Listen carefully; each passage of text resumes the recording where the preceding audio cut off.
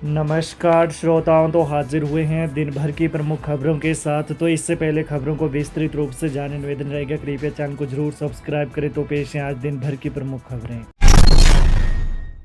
हत्या से पहले बेटी के छीन लिए थे आभूषण, मोबाइल पर धमकाया, मछयाल में अंतिम संस्कार।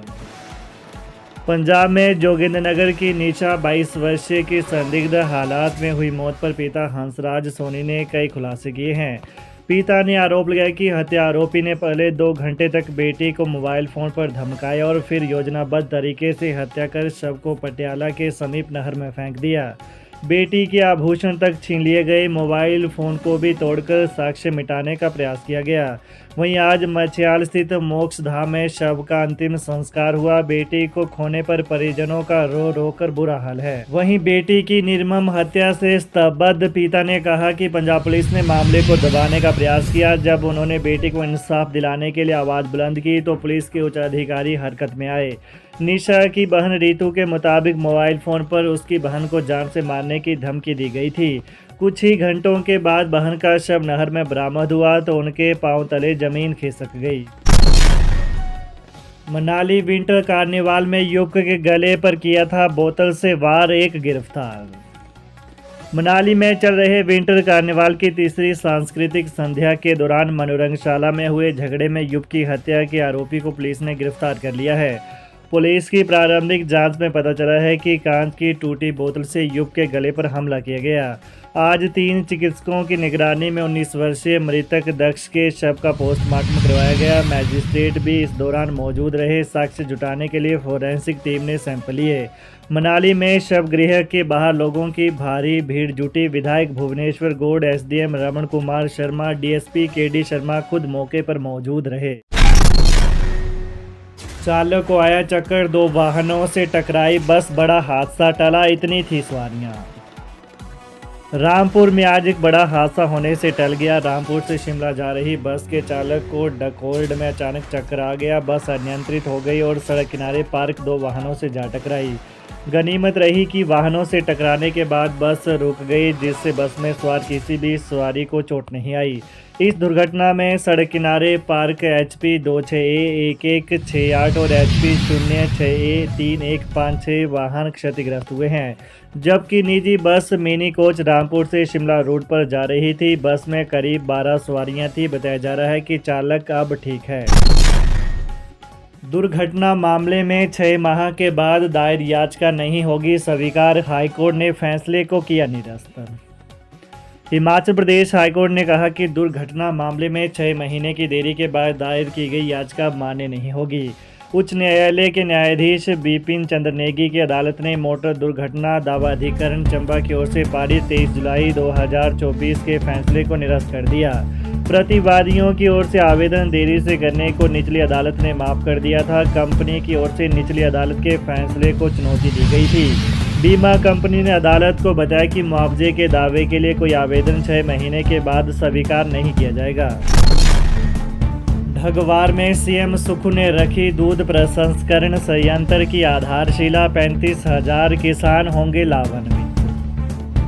मुख्यमंत्री सुखविंदर सिंह सुक्खू ने आज कांगड़ा जिले के ढगवार में 1.5 लाख लीटर प्रतिदिन LLPD क्षमता वाले अत्याधुनिक दूध प्रसंस्करण संयंत्र की आधारशिला रखी। उन्होंने कहा कि संयंत्र की प्रारंभिक प्रसंस्करण क्षमता 1.5 LLPD है, जिसे भविष्य में 3 LLPD तक बढ़ाया जा सकता है।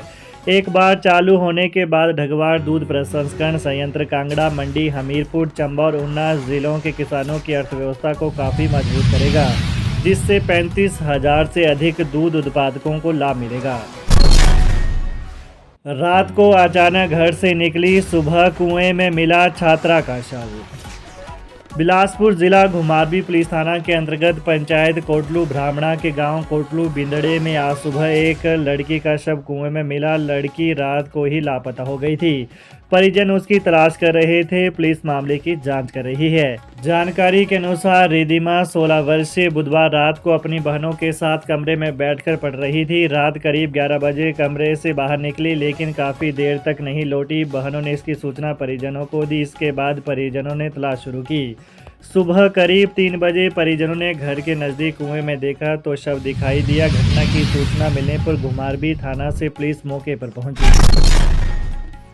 दाड़ी में जनसभा के दौरान सीएम सुक्खू का घेराव करने पहुंचे भाजपा कार्यकर्ता धरने पर बैठे।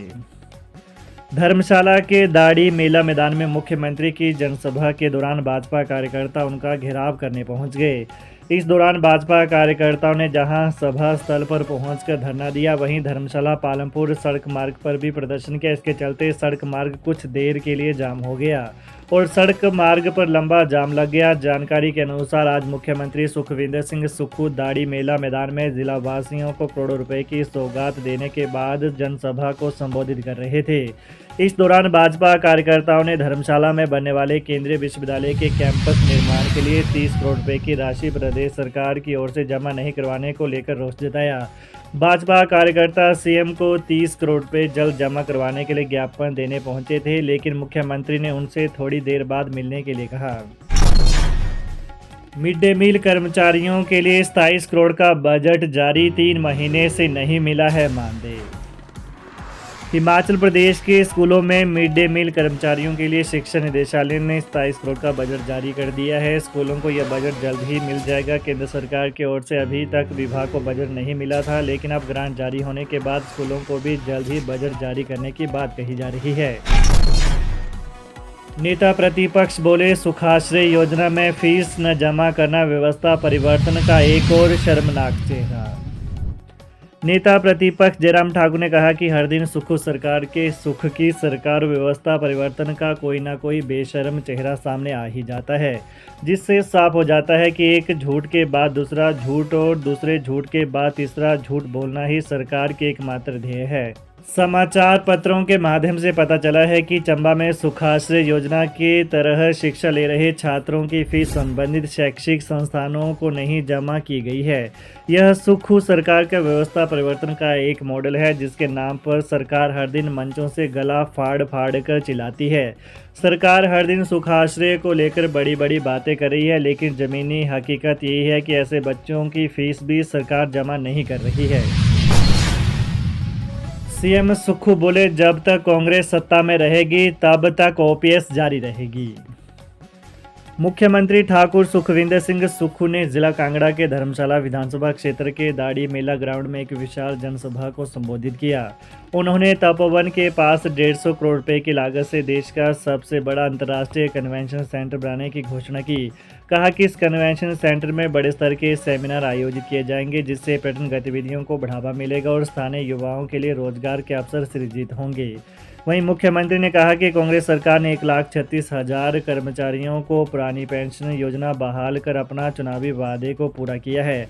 जब तक कांग्रेस सरकार राज्य में सत्तासीन है तब तक कर्मचारियों को ओपीएस जारी रहेगी। कहा कि केंद्र सरकार ने राज्य की ऋण सीमा में 1600 करोड़ रुपए की कटौती की है और ओपीएस बहाल करने के राज्य सरकार के निर्णय को देखते हुए राज्य पर अतिरिक्त प्रतिबंध लगाए गए हैं। कहा कि एनपीएस के तहत लगभग 9,000 करोड़ रुपए अभी भी केंद्र सरकार के पास फंसे हुए हैं और केंद्र सरकार यूपीएस को लागू करने के लिए राज्य पर दबाव बना रही है। तो ये रही दिन भर की विशेष खबरें। हिमाचल की ताज़ा खबरों को जानने के लिए कृपया चैनल को अभी सब्सक्राइब करें। धन्यवाद।